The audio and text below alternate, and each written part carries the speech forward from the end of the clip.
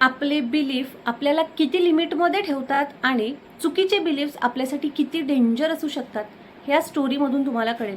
ही story आहे इंग्लंडच्या lawn tennis प्लेअरची, जेम Gilbert हिची.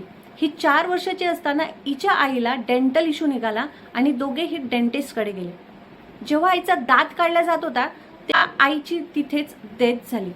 तिचा स्ट्रॉंग बिलीव झाला की डेंटल क्लिनिक्स आर किलर्स. ती झाली नॅशनल प्लेअर झाली.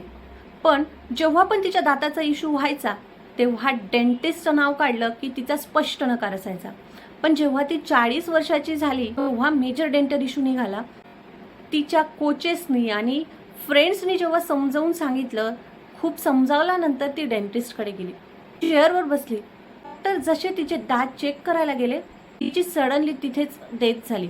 तिचा इतका स्ट्रॉंग बिलीव होता की तिच्या त्या बिलीवमुळे तिच्या शरीरातील सगळ्या ऑर्गनला बंद पाडलं आणि 40 वर्षाच्या बिलीफने तिला मारलं.